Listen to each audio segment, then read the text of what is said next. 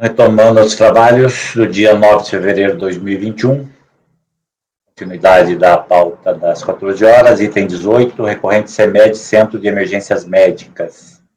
Relatora Fabiana. Olá, Fabiana. Vamos lá. Aqui também mais um caso de cerceamento de defesa e aqui tem uma série de implicações. Eu não vou ler todos os detalhes, mas eu vou tentar resumir a problemática toda, que é a seguinte. Aqui foi um caso de omissão de receitas em que teve arbitramento do lucro em razão do não atendimento de intimação e reintimação para apresentação de documentação. Qual é o problema neste caso? A primeira intimação pedindo documentação foi atendida pela contribuinte, onde ela informa que só dispunha de alguns determinados documentos e pediu prazo para juntar outros. Ainda saiu uma reintimação para ela apresentar o que faltou, porque ela não apresentou no prazo, e foi expedida para o endereço errado. E aí todas as que se seguiram também foram expedidas para o endereço errado. E aí a contribuinte diz, olha, essa alteração aconteceu, foi registrada e tem documento daquelas informações da própria Receita, onde constam as alterações da empresa. E mesmo assim, a DRJ entendeu que teria tido má fé do contribuinte, que alterou o endereço e que ficou naquele endereço distinto por 3 anos. Ela acha que isso configuraria má fé.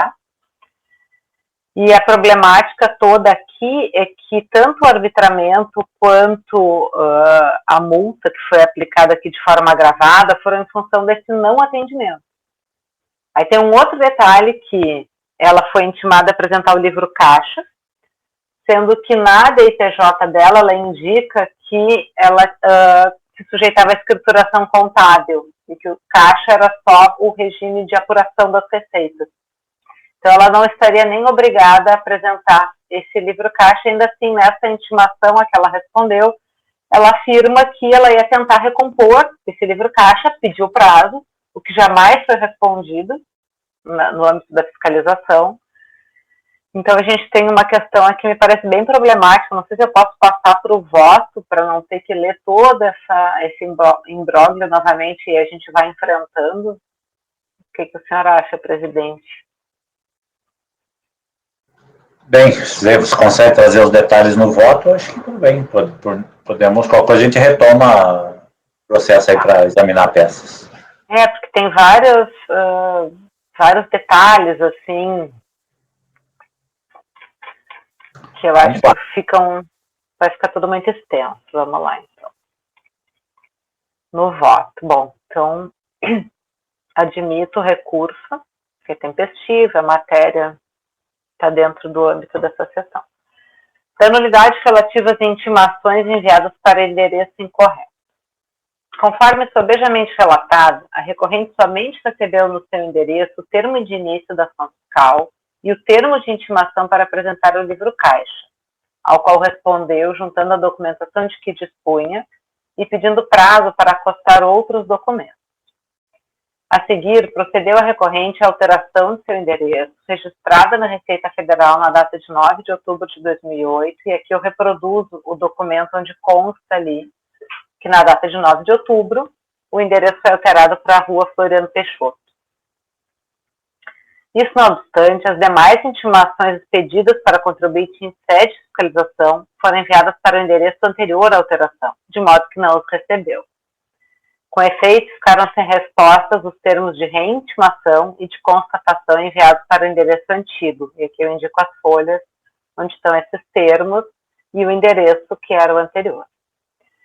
Por meio dos quais o fiscal requereu a apresentação do livro caixa de 2005 e do talonário e registro de notas fiscais de serviços prestados naquele ano. É o que se observa.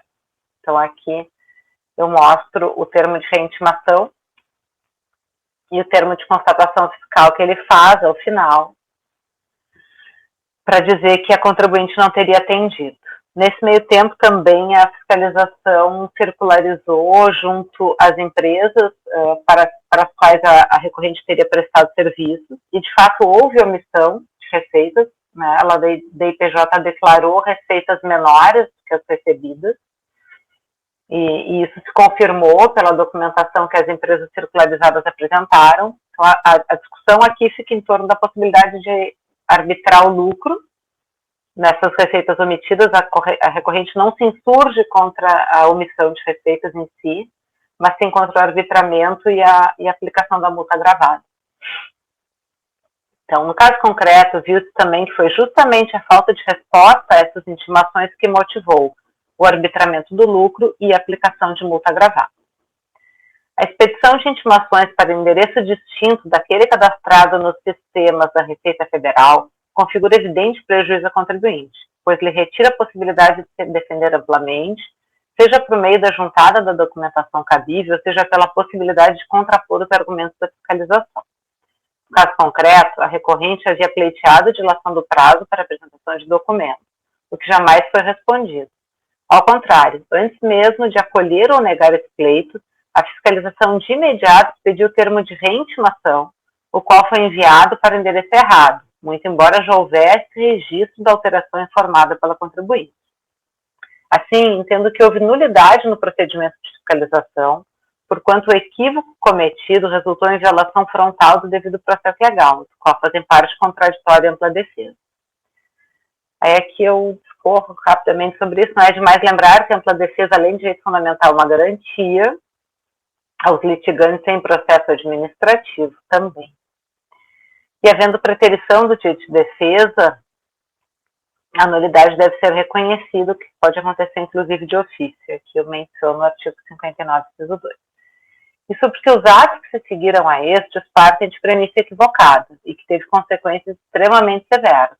Como se disse, vale repetir, foi justamente com base na falta de resposta às intimações para apresentação de documentos que a fiscalização amparou a aplicação do arbitramento do lucro e da multa agravada. Desse modo, tem que deve ser declarada a nulidade de todos os atos pedidos para o endereço errado, bem como os que se seguiram. De todos. Nesse sentido, pode ser. Nesse sentido, as diversas decisões do CARF, exemplo da seguinte, aqui eu cito alguns casos em que se declarou nulidade da intimação dos atos subsequentes em função de terem sido dirigidos a endereço onde a empresa já não se encontrava.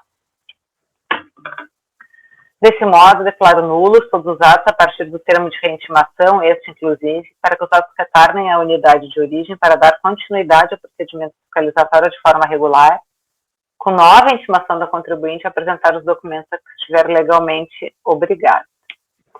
E aqui, eu confesso que eu tive muitas dúvidas assim, sobre como conduzir esse caso, se a gente ficaria nessa nulidade aqui, ou se ela seria superável, tendo em vista que o mérito é favorável ao recorrente. Então, eu fiz um tópico também de superação da nulidade em razão do mérito favorável,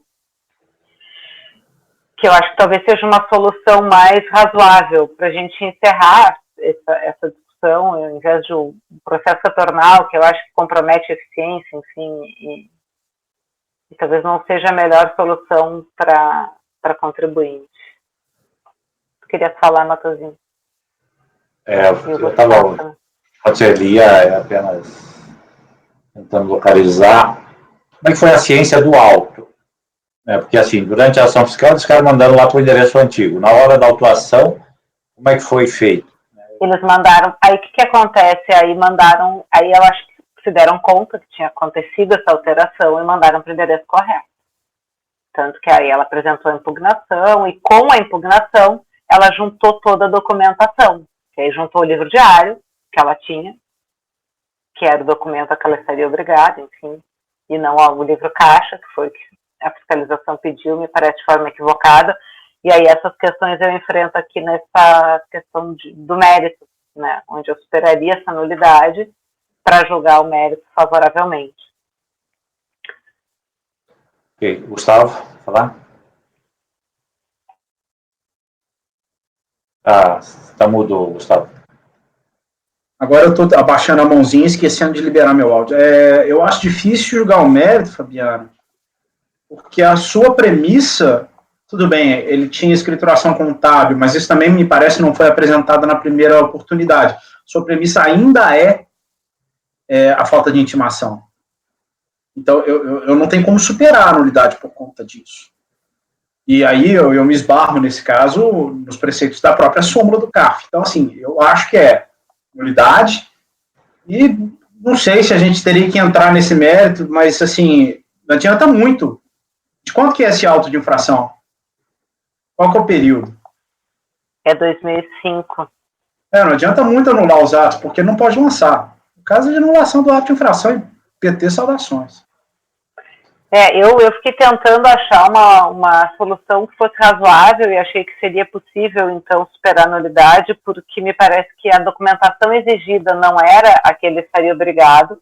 Ele respondeu à primeira intimação, juntando os documentos que ele tinha, pedindo a dilação do prazo para tentar reconstruir um livro caixa que ele sequer estava obrigado a manter, e isso jamais foi respondido.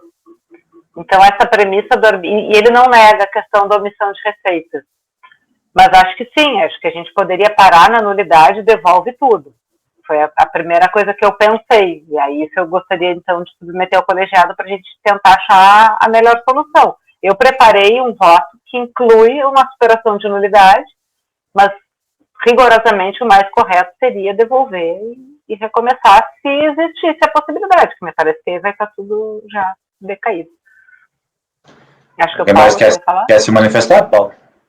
Ou já vai por voto? Eu quero só a questão que, assim, em situações normais, né, esse fato acontecendo dentro do procedimento fiscal, a gente não poderia cogitar de nulidade por aquela posição de que no procedimento fiscal não é obrigatório o contraditório, né, apenas após a lavratura do auto de infração.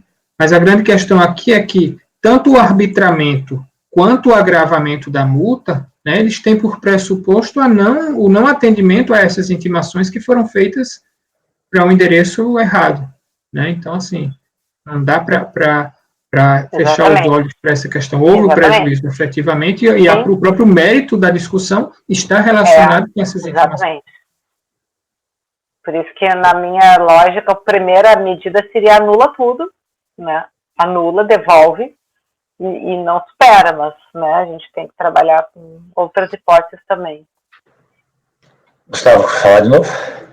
Não, até entendo a perplexidade do acordo recorrido, que ele fala que o cara se usou de má fé, porque ele modificou, fez o registro do interesse no curso do processo, quem recebeu as intimações, a mesma pessoa que tinha recebido a primeira intimação, etc. Ok, a Receita Federal já sabia que ele tinha mudado o endereço, porque estava registrado no CNPJ da empresa. Então, assim, por mais que ele tenha se aproveitado aí desse vacilo da Receita, o fato é que a Receita tinha que ter se atentado a isso.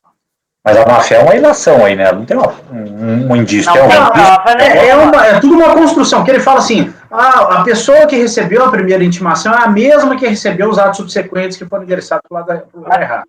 Que pode ser um porteiro, como ele fala. A DIPJ dele continuou veiculando o endereço antigo. Então, assim, me parece que a ilação não é despropositada nem ilógica. E talvez tenha havido, sim, uma má-fé, mas uma má-fé embasada. Essa má-fé estaria escancarada se ele não tivesse procedido a registro. Mas a própria TJ fala que a alteração tinha sido assinada antes do primeiro termo. Ela só não teria sido registrada. E ela foi registrada e comunicada à Receita logo após a primeira informação. Então, assim, eu não tenho como superar isso. A Receita já sabia disso, ou tinha a obrigação de saber. Ele estava recebendo regularmente as intimações. O endereço não era devolvida a intimação. Não. O cara estava assinando a R normalmente. Tem o registro da alteração, né? Tem até outras coisas que a gente tem que ponderar. Esse cara que recebeu a R pode ser o porteiro de um prédio. Exatamente, é isso que eu ia falar. Pode ser o porteiro que recebeu antes e continua recebendo, porque era o porteiro. Exatamente. Eu acho que sim. Eu acho que, assim, pode até ter havido, eventualmente, não diria má-fé, porque má-fé tem que ser provada, mas um abuso de não se presume. De qualquer forma, houve o registro. A Receita teria condições de saber, antes de enviar uma correspondência, conferir o endereço. E o que está na DIPJ, ela foi transmitida antes dessa alteração, por isso que está com o endereço antigo. que foi 29 de setembro, se não me engano, e a alteração foi 9 de outubro. Então, assim, a partir da reintimação, já tinha que ter verificado a alteração do endereço. E outra coisa, jamais se atendeu ou se respondeu que nem fosse para negar o pedido do contribuinte de dilação do prazo. Ele imediatamente pediu uma reintimação. Ele não atendeu para dizer, não vou dilatar o teu prazo, tu já era para ter esses documentos. Não teve qualquer resposta. Ele fez um pedido, que me parece que é válido, pedir essa dilação, como é comum em âmbito de fiscalização, e aí esse pedido deveria ter seguido uma resposta, não um termo de reintimação. Embora a questão aí ele pediu o livro caixa e ele disse que tem contabilidade, isso, aí a conta caixa está dentro da contabilidade dele, não teria dificuldade alguma para ele apresentar. Se ele tinha contabilidade, não, tá aqui o caixa, eu tenho a contabilidade. E ele juntou com a impugnação todos os documentos. Mas aí, não sei, Ricardo, você aí com a experiência de fiscalização, foi chefe, inclusive, aí, o que você achou dessa aí? Presidente, eu não concordo com a relatora, não. Eu, infelizmente, tenho experiência e acho que primeiro que o contribuinte estava intimado e tinha tomado ciência de que tinha que apresentar alguns documentos. Ele pede prorrogação. Depois ele simplesmente muda de endereço e não dá sequência as respostas às intimações, sabendo que ele estava sob procedimento fiscal, e mais, aqui está dito no acordo recorrido que quando do recebimento da primeira intimação, o contribuinte já tinha alterado seu endereço estava em processo de alteração do seu endereço na junta. Então, há vários elementos aqui que mostram que ele tinha minimamente que comunicar à fiscalização essa alteração. Você começa um procedimento fiscal, você não abandona, vira as costas e se muda sem comunicar o fato à fiscalização. O fato de alterar o cadastro perante a Receita Federal é algo que a Receita é muito grande, entendeu? Não tem, o auditor fiscal não fica toda hora consultando o cadastro do CPF para ver se houve alguma alteração ali das informações, porque ele recebe o mandado de procedimento fiscal com todos o dossiê da empresa, com todas as informações da empresa, ele acredita naquilo ali. Se há alguma alteração, ele não vai ficar checando aquilo toda hora e presume-se a boa-fé do contribuinte no sentido de dar uma comunicar, ainda mais ele com intimações a responder ainda, né, pendentes de solução. Então, eu acho que, sinceramente, isso não é motivo, ainda mais sabendo as consequências da não apresentação dos documentos solicitados. Eu acho que isso daí não é motivo para cancelar o auto, não. Mas, Ricardo, mas quando ele vai lavrar o auto e constata que o auto já é lavrado no novo endereço, seria provavelmente ele se utiliza, já que ele estava arbitrando por falta de... Aí ele se utiliza do sistema e-Safira, que vai buscar no cadastro do CNPJ o endereço automaticamente. E aí houve uma alteração, aí é que ele percebe que houve alteração, quer dizer, é algo assim, quer dizer, depois até você exigir isso da fiscalização, que ela esteja a todo momento sabendo dessas alterações, é algo complicado, né? Eu diria até, de certa forma, tem uma palavra, mas agora não me recordo. Eu não concordo com isso, não. Mas o sistema está disponível para o fiscal, né, o tempo todo, né? Mas aí você vai ter que ficar toda hora consultando o endereço do contribuinte? Se você vai fazer uma intimação para ele. Você é uma pessoa vai arbitrar o lucro. Eu acho que vai arbitrar o lucro pela falta de resposta é razoável. Estava sob procedimento de fiscalização. Eu acho que isso daí como a DRJ fala. Tanto é que depois ele voltou para o endereço anterior. Ainda tem esse detalhe, né? Mas eu não quero entrar nesse mérito. Foi 3 anos depois. Posições. Mas tudo indica aqui que ele se utilizou dessa... Pode até ter alterado seu endereço, ficou quieto, vou ficar na minha. Se não me chamarem mais nada, eu vou me dar bem lá na frente. Não concordo com isso, não. Eu não acho que isso não possa ter acontecido. Eu acho que até pode ter acontecido. De qualquer maneira, eu acho que também faltou cuidado da Receita no momento que vai arbitrar o lucro por falta de resposta e percebe quando vai intimar do auto de infração, que é outro endereço, poderia ter reintimado. Diz, olha, eu verifiquei que houve a mudança e talvez por isso não tenha tido resposta, porque é um agravamento muito severo, tanto o arbitramento do lucro quanto a penalidade agravada. Então, pode ter tido alguma má-fé não comprovada do contribuinte? Pode, mas também teve falha da fiscalização. E aí as consequências é que podem ser mais ou menos gravosas em função disso. Mas, desculpa, Ricardo, o que você está querendo dizer é que o fiscal ele não fica olhando endereço. Ele dá um enter lá, é o que está no sistema, é isso, né? Assim, Não. Seria, dá um enter assim... Não, olha só, as intimações, elas normalmente são feitas em arquivo Word. Então, ele tem aquelas informações que foram coletadas inicialmente e ele se utiliza daquilo. Quando mas o endereço vem de onde? A minha dúvida é essa. O endereço vem num dossiê que que foi apresentado para ele no início da fiscalização. Quando ele vai fazer o lançamento, existe um sistema que elabora o auto de infração e quando ele digita lá o CNPJ, automaticamente puxa o endereço. As informações. Então, eu estou supondo que foi aí que se percebeu uma alteração no endereço. Não sei, teria que analisar o processo com maiores detalhes, mas eu não... Entendeu? Até pela lógica da fiscalização, toda essa dinâmica, eu já vi para o contribuinte mudar de endereço, só para mudar a jurisdição, para se livrar da fiscalização, entendeu? Isso acontece direto. E se a gente fosse aceitar isso, essa lógica, e o contribuinte mudou de endereço, a intenção é mudar de jurisdição, ia ter que aceitar aqui todas as ausências de intimações maculadas por esse problema. Eu não aceito, não. Posso falar? Pode falar.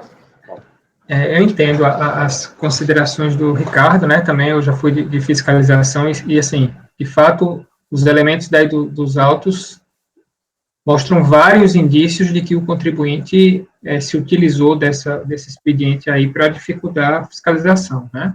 E já aconteceu, inclusive, essa questão também, né, de contribuinte mudar de cidade, mudar de domicílio, né, para tentar fugir da fiscalização, tanto que o próprio CTN, ele permite que a administração tributária rejeite, né, o domicílio de eleição do contribuinte. Então, numa situação dessa, a própria Receita pode, inclusive, voltar de ofício o endereço para o endereço inicial da fiscalização, quando entender que aquela alteração dificultaria o curso do procedimento fiscal, né? E, de fato, como o Ricardo falou, você começa a fiscalização, você não vai, a cada intimação, você não vai consultar o CNPJ para ver qual o endereço que o contribuinte está. Se você continua enviando os documentos estão voltando, você está respondendo, você está tranquilo quanto a isso daí, né? De fato, aqui o problema é que, no momento da lavratura do auto de infração, né, o auditor fiscal viu que o endereço estava diferente, né? Pelo menos deveria ter visto, porque o constante do auto de infração é diferente. E já que ele estava fazendo o lançamento onde as respostas às intimações eram relevantes, né, para o agravamento da multa para o arbitramento, eu acho que, de fato, ele deveria ter repetido os atos. Né? Deixa eu te falar aqui, até talvez mais um indício de que possa ter sido nesse sentido, porque o auto de infração foi lavrado em outubro de 2010, e temos aqui, outubro de 2009, e temos aqui fato gerador já de janeiro de 2005. Então, haveria aí, deixa eu ver aqui, né? A partir de janeiro de 2010, você teria aí já decadência. Então, o fisco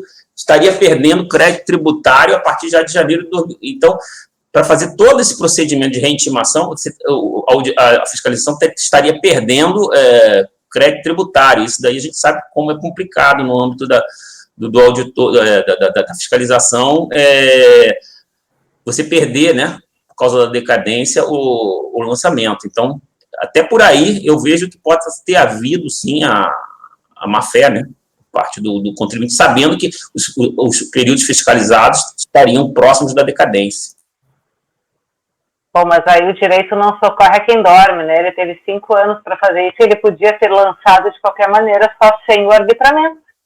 Ele não perderia necessariamente, ele só não podia, talvez, ter agravado a multa e ter lançado de forma arbitrada.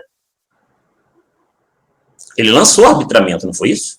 Mas esse é o problema. Esse é o problema. Ele lançou o arbitramento com base nas intimações que não foram respondidas porque foram enviadas para o endereço errado.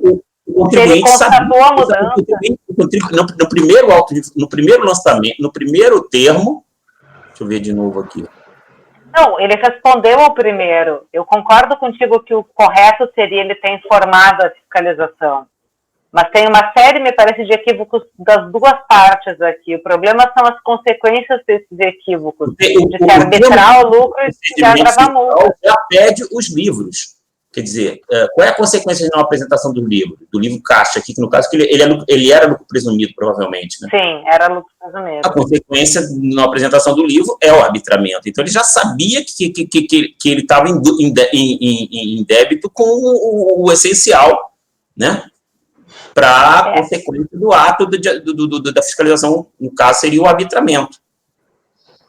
O primeiro termo de início já diz lá, livro caixa do ano de 2005.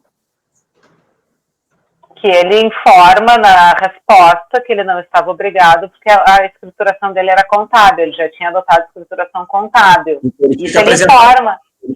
E o livro é uma resposta, o livro caixa, quando você tem o contábil, é a conta caixa, né? Então, ele deveria ter apresentado o livro, no minimamente o livro razão, contendo a conta caixa.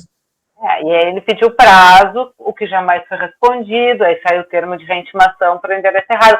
Acho que pode ter, sim, esses indícios de ter se aproveitado dessa situação, mudar o endereço e tal, mas acho que tem algumas consequências e uma série de equívocos aí que não podem vir em desfavor do contribuinte quando a Receita tinha acesso a essa alteração. Porque é o que a gente falou. Você falou aí que as declarações estavam zeradas, não era isso? Não, elas estavam com valores inferiores. Ele não nega que houve omissão de receita. Ele, em momento algum, negou a omissão. E ele junta toda a documentação com a impugnação. A questão é, essa diferença foi pelo lucro arbitrado e a multa foi agravada. Essa omissão era substantiva em relação à receita declarada? Você não tem não lembra? Sim. Ele não nega isso. Ele não a DRJ aponta que quando foi cientificado do termo de início, o contribuinte já teria procedido à alteração contratual. E aponta isso como fato em desfavor dele, mas pode ser visto de outro lado. Assim, a suposta má-feitoria, ele sabia previamente que a Receita ia fiscalizá-lo. Assim, isso também, se pesar do outro lado, né, podia ter avisado de imediato, podia, mas também... moto aqui do lado de casa. Mas também, se considerarmos por outro ângulo, vamos dizer, ele falhou nessa informação, às vezes até não se deu conta, né, desse procedimento, vamos mudar e tal. Por outro lado, também, a má-fé teria um estágio anterior, ou seja, por que ele estaria fazendo essa alteração contratual que só faltava formalizar e ir para a Receita? Então, assim, esse elemento me deixa assim meio tranquilo. E se a gente pensar na súmula, lendo ela ao contrário, na súmula CARF do domicílio, né, contrário senso, teria que aplicá-la, quer dizer, foi num domicílio, foi intimada no endereço que não é o cadastral. Ele já tinha ciência de que tinha alterado. Pior ainda, ele já sabia. Então, se ele não fez de propósito, mas ele já sabia que o endereço dele estava alterado, por que ele não avisou? Não, o endereço dele estava, pelo menos, em vias de alteração contratual. Eu estou me mudando, por favor, então, me comunicar. Ele não comunicou, mas, vamos dizer assim, para dizer que ele agiu com uma fé preparatória, ele pode ter se aproveitado realmente da falha da fiscalização. Eu acho que é mais a fiscalização dormiu no ponto, né? Com todo... Bom, tudo bem. Vamos votar, presidente. Mas no mérito eu falo exatamente isso, que a contrário senso a gente tem que entender que a súmula se aplica no caso de intimação regular. A intimação não foi regular. É um auto de 1,5 milhão, um contribuinte que declaradamente omitiu receita. Na minha solução de analisar o mérito, eu não afasto a omissão, eu só afasto o arbitramento e o agravamento da multa, para não correr o risco de se perder tudo. É uma das soluções propostas. Mas aí você muda o critério de lançamento para presumido? O JA, ele já declara ali que é presumido. A questão é que ele não precisaria apresentar esse livro caixa e ele apresenta toda a documentação com a impugnação. Então, seria só para afastar o arbitramento e o agravamento da multa. E como é que você justifica o afastamento aí? Vamos ver aí o seu voto. Não tem jeito, gente. Aí eu mudar o critério jurídico do lançamento. Eu estou mudando de regime tributário. Exato. Essa é uma outra questão. Tem esse caso dessa alteração e a questão de a gente, daqui a pouco, arredondar uma bola que está quadrada, que é uma questão de... Bom, é 1,5 milhão, mas a Receita também vacilou aqui, né? Teve erro da Receita. O critério aqui é critério. Nós estamos mudando o critério jurídico, muda inclusive o dispositivo legal que embasa. Não dá para fazer isso. A questão por isso que eu falei que não dá para superar, porque a premissa ainda é a falta de intimação. O problema é esse. O problema todo é esse, é que o lucro foi arbitrado em razão da falta de uma intimação que não foi regular e a multa foi agravada pelo mesmo motivo. Por isso que eu entendi que tem uma unidade. A multa é fácil, se afastaria, mas o arbitramento... Tem. Eu acho que aqui fica complicado. Eu acho que não está sem razão o contribuinte quando fala, olha, eu pedi uma dilação de prazo que jamais foi respondida. Simplesmente o fiscal emitiu uma reintimação, nunca teve resposta, e quando ele lavra o auto para outro endereço, ele podia ter se dado conta, olha, essa pessoa não respondeu, porque foi enviada para o endereço errado. Então faz o lançamento, mas sem o arbitramento. Se é para não perder em função de decadência, lança igual, só não arbitramento. Não, mas aí não pode, aí ele vai mudar o lançamento, né? A questão... Mas antes do lançamento, quando ele viu que o endereço tinha sido alterado, o fundamento do lançamento poderia ter sido outro. Não, sim, mas agora a consequência é decadente. Vamos ouvir o professor Kelso aí, o que ele nos tem a dizer sobre o PAF aí, professor. Não, acho que é chover um pouco no mas acho que essa questão da nulidade apontada na primeira parte do voto da Fabiana, ela é prejudicial a qualquer outra análise. Eu entendo que o Ricardo está falando, mas aí nós vamos começar realmente a fazer suposições de que o contribuinte teria agido com má fé, né, entrando por um caminho de presunções. Objetivamente, o que está no processo é que faltaram as intimações, não é isso, Fabiano? A Fabiana está relatando e insistindo aqui, né, no relato. Então, eu, em princípio, não apreciaria a segunda parte. O mesmo Diniz já pede os livros, e ele não apresenta. Desculpa, Ricardo, cortou o som, não te ouvi. Eu não acho que tenha faltado intimações, eu acho que pode ter faltado reintimações, mas a intimação houve. Esse é um outro ângulo. O contribuinte foi intimado a apresentar os livros, embora ele tenha alegado que ele precisava de prazo e não houve resposta disso, ele sabia que ele deveria apresentar a documentação para a Receita. Aí, sob esse ângulo, eu até tenho que concordar com... Claro que a praxe é reintimar e dar oportunidade, mas não sei, passado tanto tempo, o próprio contribuinte pediu prazo, ele pediu 20 dias, não sei quanto tempo para recompor. Ele tinha a escrituração e ele não apresentou. Aí pode ser por esse ângulo, mas, assim, do ponto de vista das intimações, me parece insalvável aí a posição da fiscalização, realmente. Não, e se ele, de fato, não quisesse apresentar nada, ele também não teria juntado toda a documentação com a impugnação, que ele juntou. Ele não... mas aí é outro momento, né? Aí ele desconstitui, né? Porque ele mata a premissa da fiscalização. Aí pode ter um pouco de cálculo.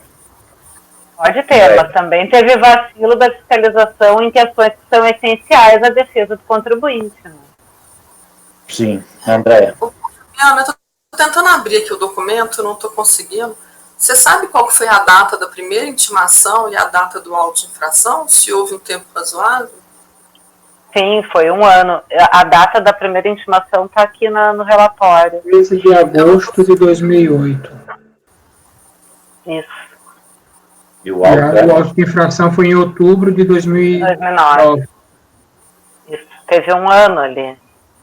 E a alteração registrada do endereço foi 9 de outubro de 2008. Foi entre a primeira e a reintimação. O ano todo ele não apresentou nada. Ele ficou silente, ficou aguardando, né?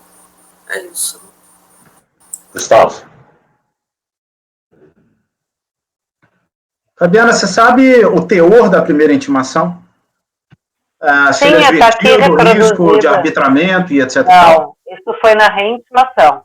Então, gente, nós estamos discutindo uma coisa completamente inócua. A fiscalização errou, ponto. A gente vê o contribuinte errar aqui o tempo todo. E aí a gente fala, pô, tem razão, mas o contribuinte errou. Pô, cara, desculpa, o auto-infração está porco, mal feito. Tem que cancelá-lo, tem jeito. Vamos votar, eu acho. Então, vamos lá. Acho que está bem discutido. Paulo.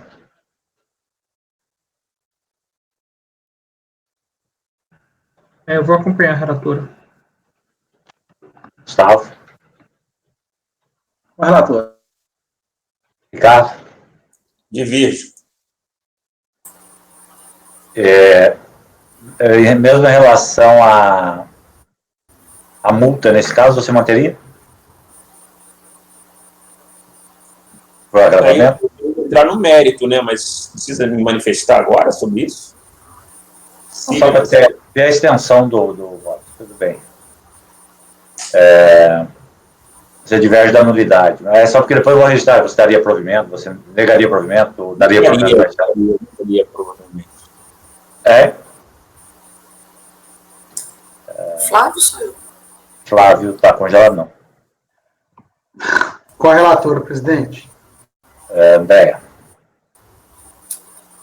Presidente, eu fico bastante em dúvida, bastante balançado, mas essa questão de que o contribuinte levou mais, por 1 ano inteiro, mesmo tendo pedido para a dilação do prazo, ele não correu atrás, ele não apresentou nada. Isso eu acho bem estranho. Aí, em função disso, eu acompanho a divergência do Ricardo. Ok. Léo. Presidente, vou acompanhar a relatora. Eu também, que pese aí até essa questão do Ricardo ter levantado aí. De fato, ele foi intimado, estava ciente que deveria apresentar, mas a fiscalização também passou 1 ano sem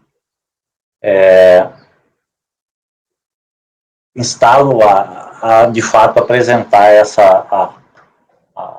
reapresentar esse documento, não se manifestou sobre o pedido de prorrogação dele também. Né? E, sim, com devida vênia, a fiscalização tem que olhar o cadastro do contribuinte. Ainda mais uma fiscalização que leva mais de 1 ano. Não pode passar 1 ano.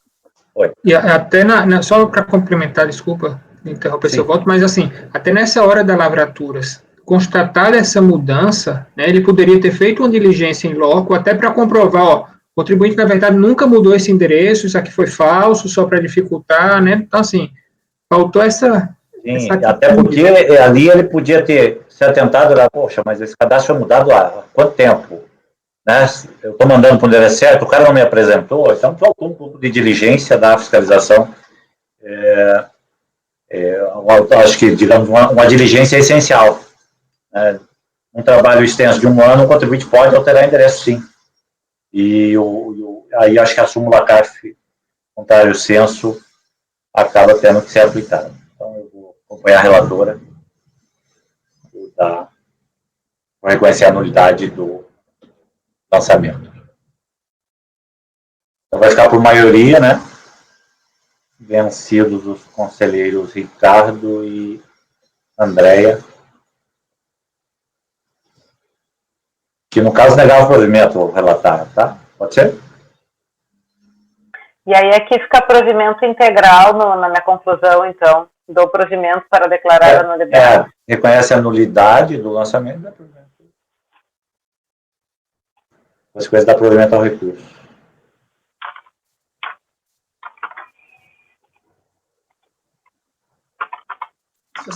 dificuldade para acessar o e-processo também? Só uma dúvida aqui, Matosinha, na ordem, eu dou provimento ou primeiro eu declaro a nulidade a partir do termo de reitimação? Põe primeiro, declara a nulidade da autuação, né? Botei declara a nulidade do feito a partir do termo de reitimação, inclusive, e dou provimento. Eu acho que seria a nulidade da autuação, não seria?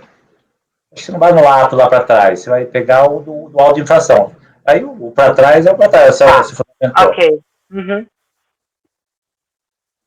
Nulidade do auto de infração.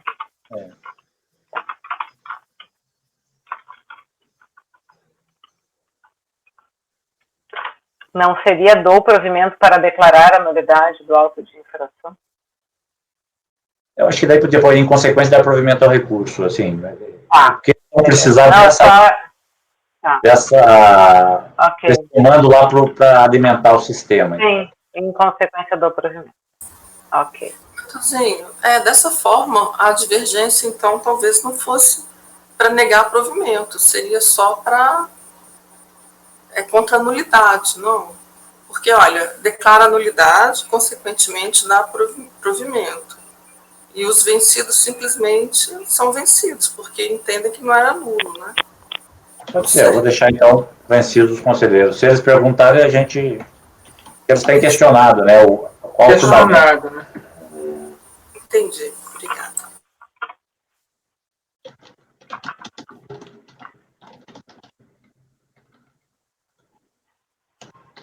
Já tem assim, votava pela diligência, votava por outra coisa, entendeu? Perfeito, obrigada. Então, só que no final eu tinha colocado a nulidade de todos os atos antes da conclusão. Desse modo, por serem nulos todos os atos a partir do termo de reintimação, eu tinha, inclusive, declaro nulo o auto de infração. Sim.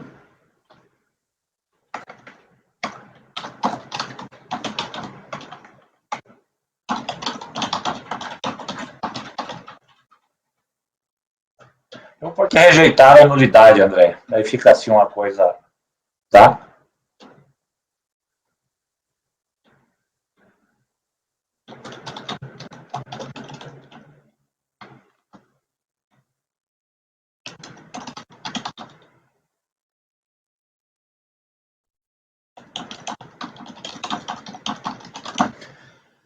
Ok.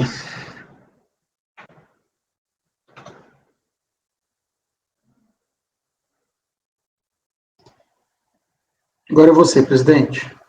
Alguém quer declarar voto aqui? Acho que eu vou fazer uma declaração de voto, que faz tempo que eu não faço. Né?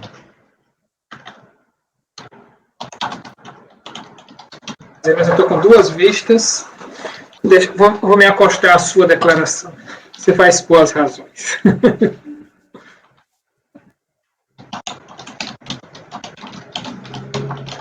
E os artigos, Paulo, conseguiu terminar? Ainda não. Prorrogaram o prazo até o final da próxima semana. Estou eu também estou precisando terminar coisas. Como não tem carnaval, pô, tá fácil. Senão você ia sair no bloco. É ruim. Eu vou para o Márcio no carnaval. Deixa eu avisar vocês aqui, porque é importante, acho que vocês não vão perder uma oportunidade dessa. O Carnaval de Curitiba vai ser online, então vocês poderão acompanhar. É famoso o carnaval aqui, então não deixem de acompanhar. Né? Depois eu vou achar o link aqui do Carnaval de Curitiba. Anunciaram hoje aqui que vai ser online. Ou sem aglomeração. Eu ainda duvido que não vai ter carnaval, né? A galera vai sair, mas tudo bem. As pessoas estão saindo sem ter carnaval, imagina no carnaval. Eu sempre detestei carnaval, tirando na adolescência que eu adorava, depois que eu fiquei adulta eu me dei conta que não é pra mim. Eu quero ficar quietinha. Você está contra o povo brasileiro aí, o carnaval. Não, eles façam o que quiserem, eu só quero não participar. Só isso. Não sou contra nada, cada um vai ser feliz como ele convém. Eu quero ficar lendo livro. Brincando. Pior que isso foi o carnaval que eu fui na Alemanha. Aí sim, vocês têm que Carnaval? ver o que é. Carnaval na Alemanha? Dá vontade de chorar. Mas eles acham que estão abafando. Então, vamos para o próximo item, é um embargo de declaração, Fazenda Nacional, embargante, interessado Comap, Cooperativa Nacional de Transporte Corporativo. Eu com um errinho de digitação ali no nome, presidente, saiu Cooperariva. Deixa eu abrir aqui. Cooperariva. Autônomos Diferente do da passado. pauta também. O nome também está diferente da pauta. Como é que está na pauta? Já vou corrigir aqui. Cooperativa Nacional, né?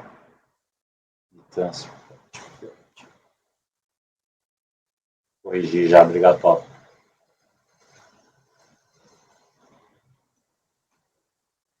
Bom, este caso aqui é um embargo de declaração. Acho que só a Fabiana não participou do julgamento original, que foi feito em junho de 2020. André já estava, né, André?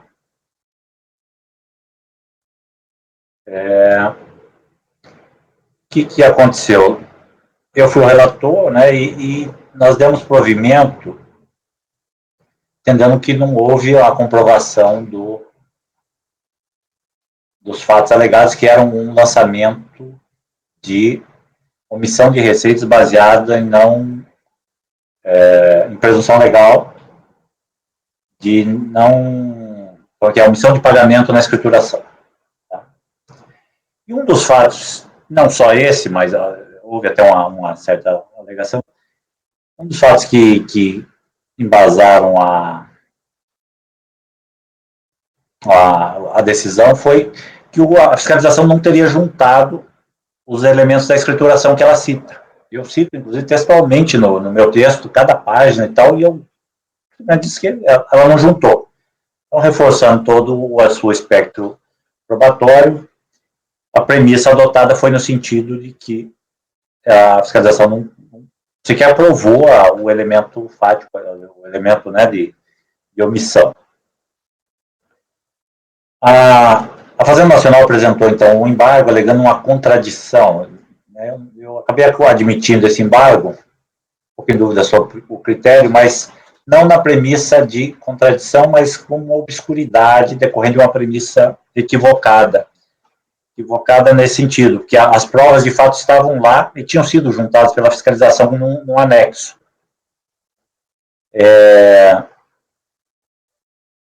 Um anexo. E eu tinha feito uma leitura que aquilo tinha sido trazido pelo próprio contribuinte, e não pela fiscalização. Então, assim, até para clarear melhor as coisas, e podia até pensar, seria um mero erro de julgamento, mas como tem toda uma análise em torno desse conjunto probatório e a premissa, ela faz parte disso, eu acho que ficou obscuro, com a premissa falsa. Né? Então, sem mais delongas, eu vou para o voto, onde eu trato disso. Então, eu como presidente, admiti o embargo para sanar a obscuridade. Então, vamos lá. Os embargos são tempestivos, devem ser conhecidos. Com efeito, verifica-se a ocorrência de um lapso manifesto no acordo embargado ao reportar a inexistência de elementos essenciais à comprovação da acusação fiscal, concernente à juntada pela autoridade fiscal de cópias de livros contábeis por ela examinados. Conforme observado no despacho de admissibilidade, em que pese este relator tenha inclusive destacado os elementos que constavam dos autos, identificando-os conforme as páginas do processo, o fato é que não observou que o anexo 1 dos autos florestais, formalizado pela autoridade autuante, continha os documentos equivocadamente reputados como ausentes. Assim, ao contrário do que restou consignado no acordo, o livro Razão, juntamente com as DIPJ, realmente consta dos autos. Aqui é plural, ela acompanha o livro Razão, né? Consta ou constam aí, professores? Eu acho que é constam. Está falando dos dois. Eles constam. Não nos volumes principais, mas sim nos seus anexos. Desta feita, há que se reconhecer o lapso que ensejou a adoção de premissa que não corresponde ao teor dos documentos apostados no processo, em descompasso com o princípio da verdade material, justificante o acolhimento dos embargos para sanar a obscuridade. Assim, pôs-se a reanálise dos fatos e alegações sob tal perspectiva com vista a sanar o vício. Então, eu estou reposicionando o voto em função dessa informação que estava equivocada. Assim, pode ser análise. Por oportuno, reproduz excertos do voto condutor do acordo embargado, contextualiza a autuação e as razões de defesa. André não estava, eu vou ler. De acordo com o que foi relatado, o contribuinte foi autuado com base na apuração de omissão de receitas, tendo como fato presuntivo a não escrituração de pagamentos na aquisição de veículos, nos termos do artigo 281, inciso 2 do Regulamento do Imposto de Renda, que dispõe. Aí cito aqui, falta de escrituração de pagamentos efetuados. Falando da Fabiana, mas acho que Cláudio também está na mesma situação, né, Cláudio? Acho que você não participou desse também. Junho do ano passado. Porque foi dia 18 de junho, né?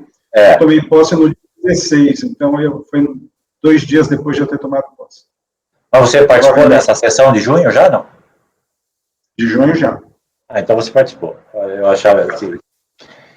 A recorrente se defende alegando que parte dos veículos arrolados, como tendo sido por ela adquiridos, então, também só para você, Fabiana, e para os demais para relembrar, eram aquisições de veículos pela cooperativa, cujos pagamentos não teriam sido lançados na contabilidade, tá? Essa é a acusação.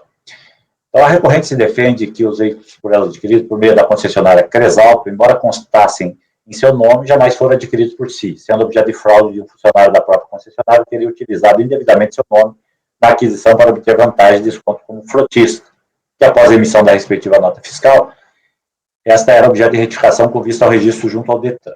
Com relação aos outros veículos, que ela confirma a aquisição em benefício de seus cooperados, a recorrente alega que jamais omitiu os pagamentos das parcelas dos financiamentos de suas aquisições, conforme comprovaria pelos contratos e recibos de boletos das parcelas pagas, bem como dos extratos bancários que anexou aos autos e que foram feitos com a utilização de recursos decorrentes das receitas devidamente escrituradas e declaradas. Juntou também diversos comprovantes de pagamentos, contra-cheques pelos serviços dos cooperados, onde constariam os descontos das respectivas parcelas. Alega que seu único equívoco foi não escriturar os próprios veículos, pois entendia que esses pertenciam aos associados, não seria necessário tal reconhecimento em seu nome. De fato, a recorrente trouxe aos autos diversos documentos, tais como cópias parciais do livro-razão, essa que na verdade era da fiscalização, não foi ela, relação de pagamentos de contratos e boletos, cópias de cheques emitidos, cópias de extratos bancários, além de outros documentos contábeis e fiscais visando comprovar o reconhecimento da receita, teria dado suporte aos pagamentos. Sustenta que, pelos elementos juntados, teria comprovado não apenas os pagamentos, como oferecimento de sua respectiva receita à tributação. Então, isso aqui eu trouxe do acórdão embargado. Ao analisar as alegações do recurso e os documentos trazidos pela recorrente, agora falando aqui, me equivoquei ao atribuir as peças contábeis contidas no anexo 1 dos autos, como se essas tivessem sido também juntadas pelo contribuinte, quando, na verdade, foram juntadas pela autoridade autuante, como se pode verificar dos termos de abertura e encerramento dos volumes. De fato, a recorrente trouxe aos autos inúmeros documentos bancários, contábeis e fiscais que, no seu entender, comprovariam que não deixou de escriturar os pagamentos pelos veículos, admitindo apenas o equívoco de não ter reconhecido as aquisições dos veículos em sua escrituração.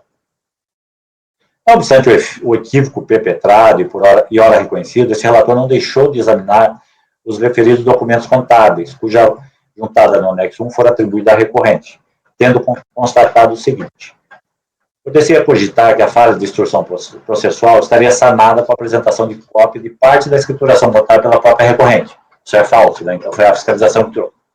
Mas pelos documentos parciais trazidos, não é possível confirmar ou infirmar a acusação. Para efeitos dos lançamentos relativos a pagamentos, recebimentos e ou depósitos e saques registrados pela recorrente em suas contas contábeis, suas contas contábeis de caixa e banco são absolutamente genéricos e não espelham as respectivas contrapartidas, de modo que torna-se impossível identificar se os pagamentos apontados pela autoridade fiscal no lançamento foram ou não registrados. Ante a insuficiência probatória, não é possível afirmar se os pagamentos estariam ou não compreendidos no lançamento registrado na conta caixa e banco, escriturado pela recorrente, mas ante a descrição bastante genérica dos mesmos, há fortes indícios de que havia a necessidade de um maior aprofundamento da investigação, por parte da fiscalização, inclusive mediante a solicitação de novos documentos e esclarecimentos da contribuinte, com vistas a materializar a hipótese legal da qual se socorreu a autoridade fiscal. Não se trata apenas de descumprimento do mero ônus do fisco de comprovar a existência dos fatos alegados mediante simples carregamento aos autos dos livros contábeis, mas sim do próprio dever de se aprofundar nas investigações com vistas a caracterizar a situação ensejadora da presunção legal, comprovando cabalmente os ocorrentes. Acho que é suficiente aqui. Observe mais uma vez que foram trazidos aos autos,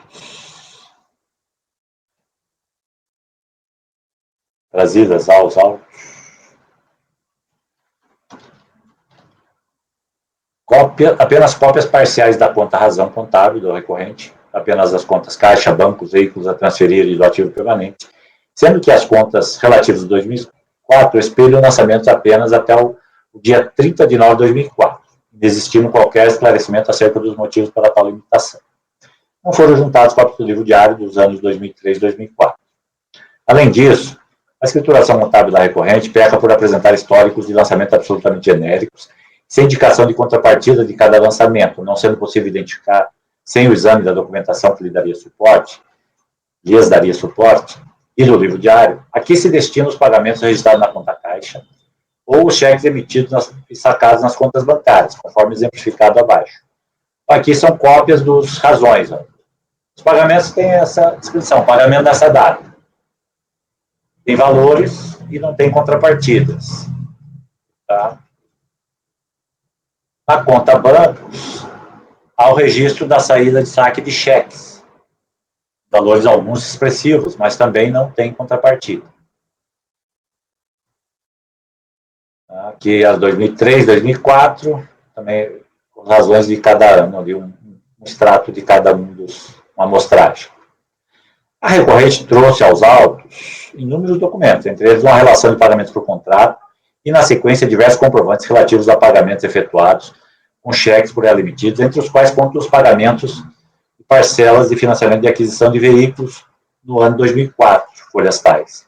O mesmo ocorre em relação aos pagamentos de contratos do ano 2003, folhas tais, seguidos de cópias de cheques e comprovantes de pagamento, folhas tais. Além disso, juntou cópias dos extratos bancários de suas contas correntes, junto aos bancos do Brasil e Bradesco, escriturados no livro razão, em seu recurso voluntário à conta. Vou ler só a parte em negrito.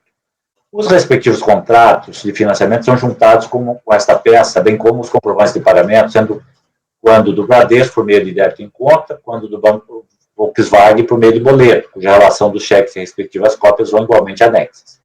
A prova definitiva de que tais pagamentos foram sustentados com receita declarada e não omitida está, pois, demonstrada. Suficiente a cotejar, por exemplo, os contratos do Bradesco, nos quais constam as parcelas, seus valores e dia de débito em conta, e constatar os extratos do período, também acostados os respectivos pagamentos.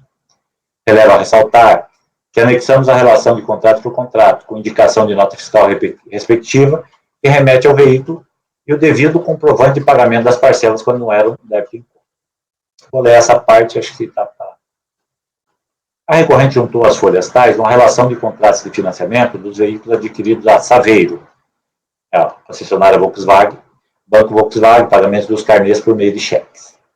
Pelos documentos apostados, embora lhes falte uma melhor ordem, a concatenação, percebe-se que grande parte dos veículos foi adquirida mediante pagamento de pelo menos uma parte, mediante financiamentos bancários, que eram quitados em parcelas pela cooperativa, descontados seus cooperados, que, segundo a recorrente, seriam os adquirentes finais dos veículos, que usufruiriam, assim, dos benefícios inerentes à condição de frotista detida pela cooperativa.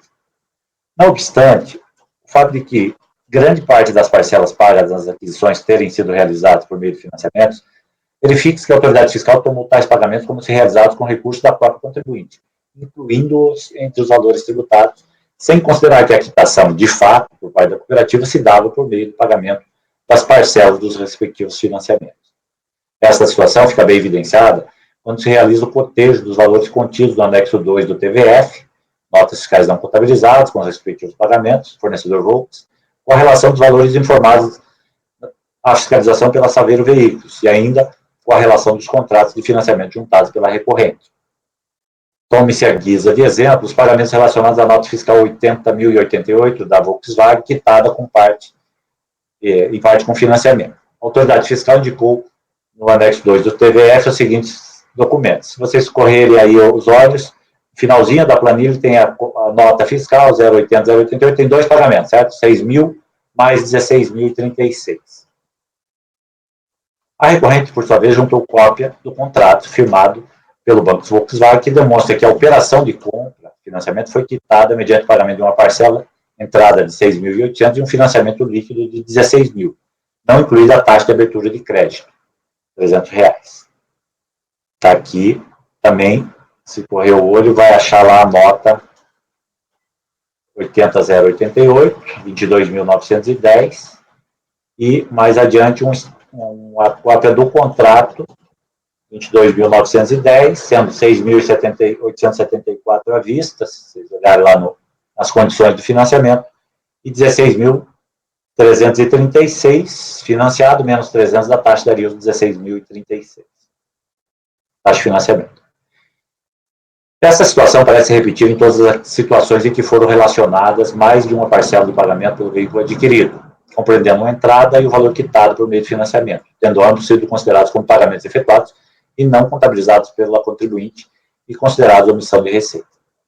Há elementos que apontam a mesma ocorrência em caso de aquisição de veículos da montadora Fiat por meio da concessionária Cresalto, nos casos em que envolver financiamentos. Eu cito aqui os documentos. Os fatos acima apontados, por si só, são indicativos que revelou precipitada a lavratura do auto pela autoridade fiscalizadora, a partir dos elementos coligidos junto às montadoras e concessionárias de veículos, sem um exame mais detido da escrituração e da documentação contábil da recorrente. Observe que a autoridade fiscal não fez qualquer ressalva à escrituração apresentada pelo contribuinte, sendo-se concluir que sua movimentação financeira e bancária está integralmente registrada em seus livros contábeis, não obstante o já apontado defeito quanto ao histórico dos lançamentos, sem uma descrição completa dos pagamentos realizados, seja por meio do recurso em caixa, seja por meio do cheque ou débito em contas bancárias, e ainda a não indicação das respectivas contrapartidas.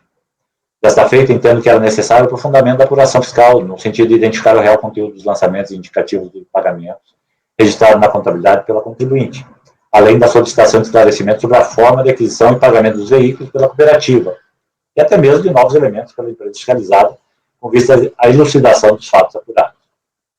Se assim tivesse procedido, em caso de resistência ou inação por parte do direito passivo e detalhar sua escrituração, a autoridade fiscal poderia até mesmo desclassificar a escrituração do contribuinte, caso entendesse que a mesma não espelhava sua real movimentação patrimonial e financeira e ou continha erros ou deficiências que a tornavam imprestável para apurar seu resultado e, em consequência, promover o arbitramento do lucro. Como já assinalado, o contribuinte foi autuado com base na apuração de omissão de receitas, tendo como fato presuntivo a não escrituração de pagamentos na aquisição de veículos. Artigo 281, inciso 2. A comprovação da falta de escrituração do pagamento constitui-se elemento essencial do fundamento legal utilizado pela autoridade fiscal para justificar a apuração de omissão de receita por meio da presunção legal autorizada no citado artigo 281. É imprescindível a caracterização da ocorrência do fato presuntivo, não escrituração do pagamento, para se caracterizar o fato presumido, a omissão de receita. Note-se que não se está aqui a afirmar de forma absoluta a inocorrência, ainda que parcial, da infração apontada, mas sim a apontar a insuficiente demonstração e comprovação do fato presuntivo pela autoridade fiscal, que, embora tenha logrado comprovar a existência de pagamentos realizados pela contribuinte pelas aquisições de diversos veículos junto às montadoras e concessionárias, não se desincumbiu de demonstrar que tais pagamentos não estavam, de fato, abarcados nos registros contábeis constantes da escrituração da recorrente. Nesta senda, entendo que não é possível manter a exigência tributária amparada na presunção legal, quando o fato que lhe dá suporte não resta devidamente caracterizado, e demonstrado por meio dos elementos corrigidos pela autoridade fiscal, que estavam carentes de uma melhor análise e aprofundamento na investigação fiscal. Os fatos acima analisados tornam, quando mínimo, incerto o lançamento efetuado, sendo impossível, a esta altura do processo administrativo fiscal, quantificar a real base impositiva, se houver, sem que se caracterize a instauração de um novo procedimento de apuração. Daí não haver este relator cogitado da realização de diligência nesse sentido. A possibilidade de apuração da renda tributária, por meio de presunções legais, não prescinde da demonstração da compatibilidade de sua aplicação ao caso concreto, com os elementos apresentados pelo sujeito passivo. Nesse sentido, julgo oportuno transcrever o brilhante voto proferido pelo conselheiro Gustavo Guimarães, dessa turma, um acórdão tal, ao redigir o voto vencedor quando aborda a temática da utilização das presunções legais. Não vou ler, mas recomendo fortemente a leitura, porque achei muito bom.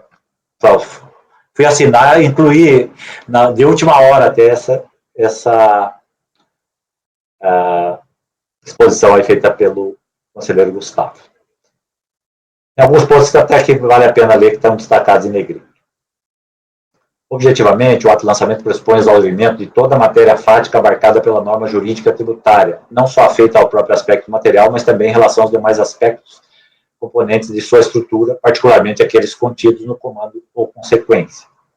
Os aspectos quantitativo, pessoal, e ainda que não seja uma unanimidade na doutrina ou finalística. A autoridade lançadora, portanto, deve esmiuçar todo o contexto factual necessário e suficiente à constatação do tipo tributário, compreendendo semelhante atividade. Também a verificação dos elementos consequentes a fim de se apurar o quanto a sujeição passiva, se for o caso, a imposição de penalidades cabíveis. Mais adiante, destaco, explicando de forma resumida, sustento que, se e quando identificada uma situação de fato que se adeque a um ou alguma hipótese legal que autorize a presunção da ocorrência do fato gerador, desloque-se o ônus probatório para os ombros do contribuinte. Outro sim, é igualmente inafastável que a própria caracterização daquele fato, ato ou omissão concretizador da norma exceptiva, deve ser exaustivamente demonstrado pela autoridade lançadora.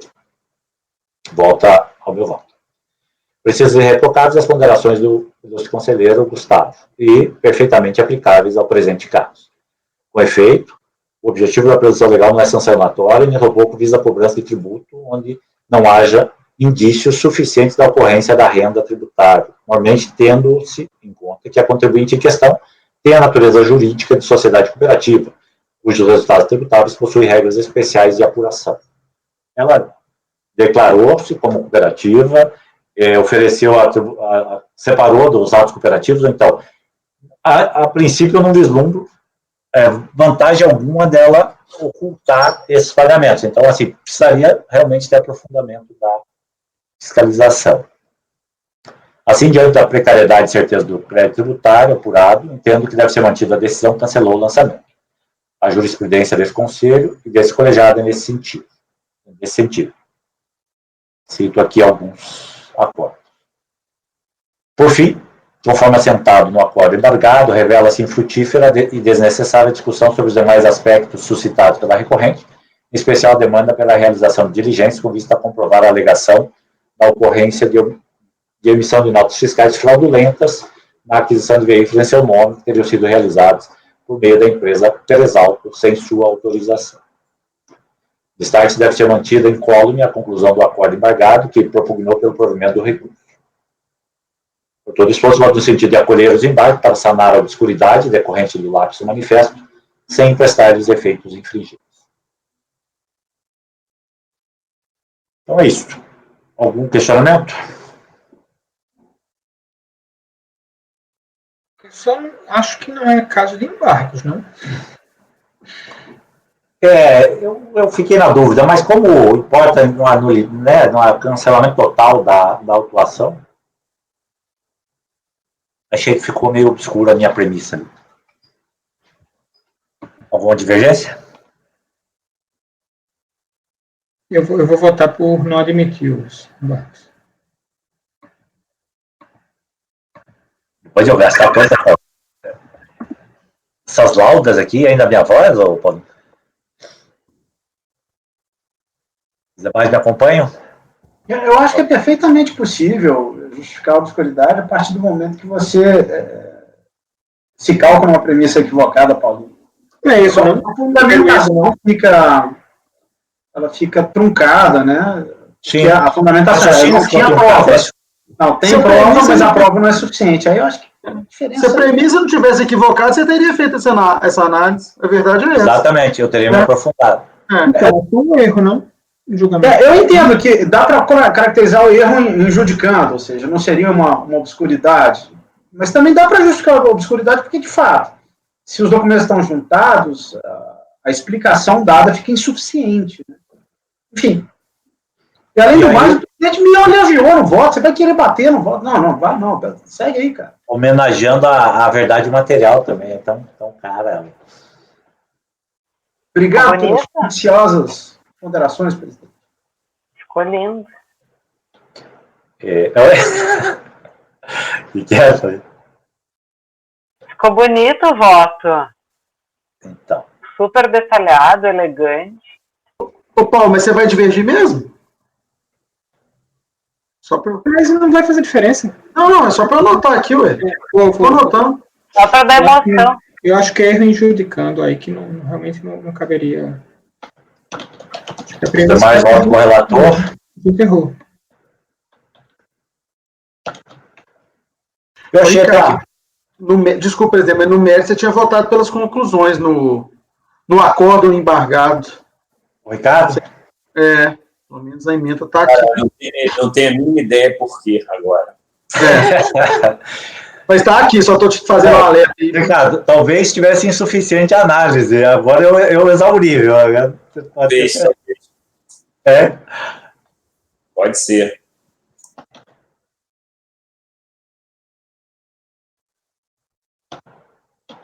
Então, vencido o conselheiro Paulo, que não conhecia 12 irmãos. Não admitia, né? Não conhecia? Não conhecia.